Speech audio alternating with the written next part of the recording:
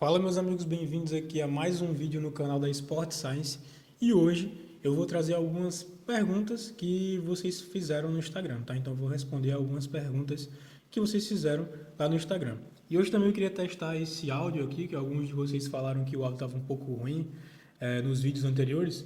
Então eu comprei esse microfone aqui, aí eu quero que ao longo do vídeo vocês digam aí se está melhor ou não, se está a mesma coisa, tá? Porque eu acredito que vai melhorar assim, que é uma marca boa, mas enfim. Então, sem mais enrolação, vamos para o vídeo. E a primeira pergunta que a gente tem aqui é do Ramon. Ele perguntou se após a cirurgia do LCA, o joelho volta a ficar 100% ou restam cuidados para o resto da vida. E assim, após a cirurgia do joelho, após a reabilitação do joelho, se o paciente ele fizer tudo direitinho, o joelho volta a ficar 100%, às vezes até melhor do que era antes, tá? Só que é necessário o paciente fazer o processo completo. E o processo completo é basicamente o quê? Fazer a fisio direitinho, do início ao final. Fazer a academia direitinho também, dos 90 dias, que é quando o paciente é liberado até o final. Fazer o retorno ao esporte e passar nos testes de alta, tá? Fazendo isso, tudo direitinho, sem intercorrências ao longo do caminho, sem problemas ao longo do caminho, o paciente consegue voltar a ter o joelho 100% ali. E aí a segunda pergunta dele é se restam cuidados para o resto da vida. E assim, o que eu gosto de falar, e vale tanto para quem fez cirurgia como para quem não fez cirurgia no LCA, é o seguinte: você tem que continuar fazendo academia. É interessante você fazer academia para o resto da vida, tanto para a saúde no geral, como também para a saúde do joelho, porque é essa força no joelho que vai ajudar a estabilizar. Então, liga, só para vocês entenderem, a gente tem dois tipos de estabilizadores no joelho. Os estabilizadores, os estabilizadores estáticos e os estabilizadores dinâmicos. O estabilizador estático, como o nome já diz, é o que fica parado. Isso inclui ligamentos, cápsula articular, tendão, enfim. Os estabilizadores dinâmicos são as musculaturas, tá? Então, você tem que usar todo o arsenal que você tem para poder ter uma boa saúde do joelho. Então, não ficar só na esperança dos estabilizadores estáticos, que são os ligamentos, darem conta do recado. Então, o quanto mais você puder fazer para prevenir lesão, é bom. Então, uma das formas de prevenir, eu coloco entre aspas, porque é, a prevenção são vários fatores, mas uma das formas é você fortalecer a musculatura. Segunda pergunta aqui do Roberto. Então ele perguntou que ele falou, né, que está com 3 meses de LCA e sutura de menisco e pergunta se é normal ainda sentir dores na frente do joelho. E essa é uma questão muito importante porque muita gente tem isso.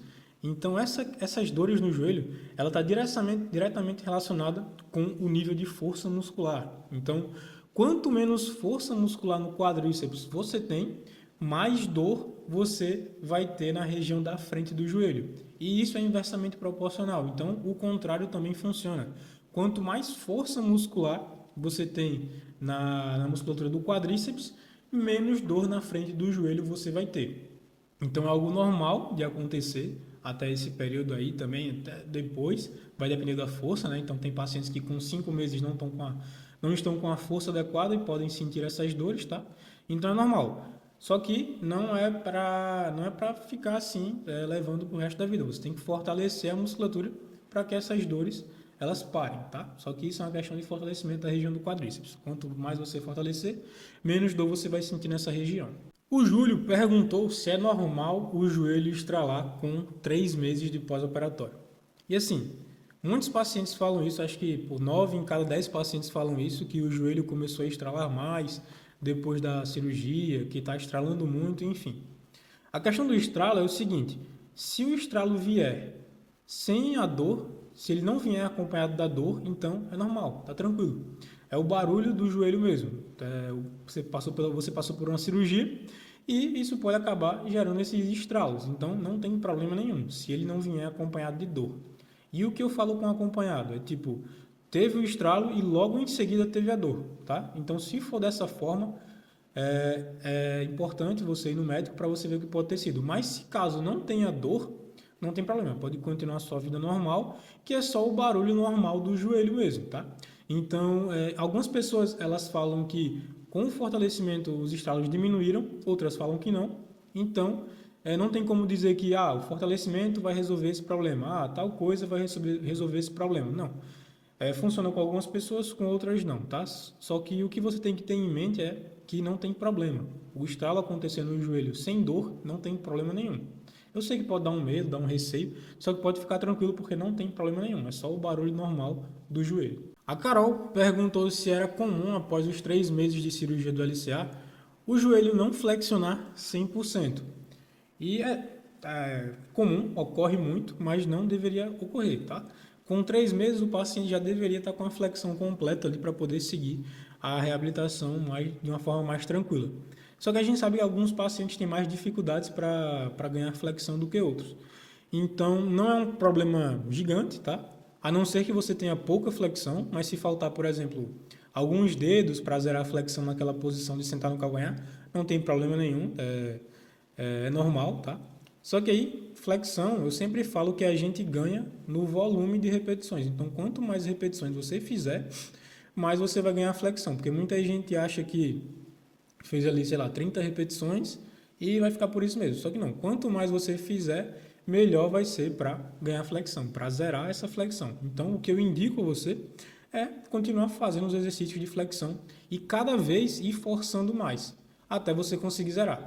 E depois de zerar, e zerar eu digo encostar o calcanhar no glúteo, mesmo depois de zerar você tem que continuar fazendo exercício, porque aí só dessa forma a dor que você sente fazendo esse movimento ela vai sumir, tá? Então é muito importante isso porque as pessoas acham que quando zerou aí para de fazer o exercício, só que não. É muito importante você continuar fazendo o exercício da flexão mesmo depois de zerar. A outra pergunta aqui do Valdinar, ele perguntou se é possível conseguir a extensão completa após 8 meses de LCA. E assim, eu não gosto de falar que nem que é possível, nem que não é possível, porque vai depender do paciente. O que eu sei, pela minha experiência com os meus pacientes, é que não importa o tempo que você tenha de reabilitação, sempre dá para melhorar a extensão. Se vai zerar ou não, aí é outra história. Mas, pronto, exemplos da minha própria consultoria, que é a consultoria online que eu faço com os pacientes. Tiveram alguns pacientes que chegaram com 4 meses, com 5 meses de pós-operatório sem extensão completa e conseguiram zerar a extensão. Então, eu sempre falo isso, né, que só testando para saber. Mas, assim, pela experiência que eu tenho, é possível, sim, você conseguir zerar a extensão. Agora, o que ocorre? Você tem que fazer os exercícios específicos para zerar a extensão na quantidade específica e pelo tempo específico. Então, não é só, dá para zerar, vou fazer aqui extensora. Não, não é assim. Tem exercícios específicos ali para zerar a extensão. Só que você tem que fazer esses exercícios. Não adianta fazer outros que não vai funcionar. Então, seguindo aqui com o vídeo, pessoal, mais uma pergunta aqui de um seguidor do Instagram, que o Miguel ele até faz parte da consultoria. E ele perguntou aqui quais são os pontos ruins do enxerto dos flexores. E só para vocês entenderem, a gente tem algumas opções de enxerto, e enxerto entenda como o seu ligamento. Então, toda vez que você vai fazer uma cirurgia de LCA, o médico utiliza um enxerto para substituir o seu ligamento rompido, tá? E ele pode ser o enxerto dos flexores, pode ser o enxerto do tendão patelar, pode ser o enxerto do quadríceps, ou também, em alguns casos, o enxerto do tendão do fibular, dos fibulares. Então, tem essas opções de enxerto. O ponto ruim, e eu vou falar aqui só do enxerto dos flexores, porque senão vai ficar um vídeo gigante, tá? Então eu vou falar os pontos positivos e os pontos negativos do enxerto dos flexores. Primeiro, os pontos positivos, que ele é um enxerto que é de fácil acesso, então o médico ele não demora muito para poder pegar o enxerto, então isso é muito bom porque diminui o tempo de cirurgia, diminui o tempo que o paciente fica anestesiado, então isso é um ponto positivo. Ele é um enxerto que ele é bem forte, tá? Então geralmente os médicos eles dobram em 4 o enxerto dos flexores, eles fazem um enxerto trançado, que aí ele fica com cerca de 4.000 newtons de força, tá? E só para efeitos comparativos, o LCA normal ele tem cerca de 2.100 newtons de força, o enxerto patelar ele tem 2.900 newtons de força, então o enxerto dos flexores ele fica muito mais forte do que o LCA normal, tá? E ele é um dos mais fortes também comparado aos outros enxertos também. Outro ponto positivo é que, como o útero da região posterior, ele não inibe tanto a região do quadríceps, que na minha visão é a musculatura mais importante na reabilitação, tá? Então, com esse enxerto, o médico ele não mexe no mecanismo extensor do joelho, então isso acelera bastante a reabilitação. Então o paciente volta a ativar a musculatura do quadríceps mais rápido, volta a andar mais rápido, tirar a muleta mais rápido, enfim.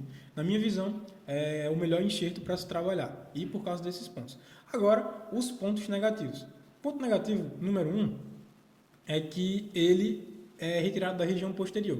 Então, você acaba enfraquecendo a região posterior, em que a gente tem 4 músculos. Tem semimembranoso, semitendinoso, o bíceps femoral, cabeça longa, e o bíceps femoral, cabeça curta. Tá? Então, divide em 4 músculos.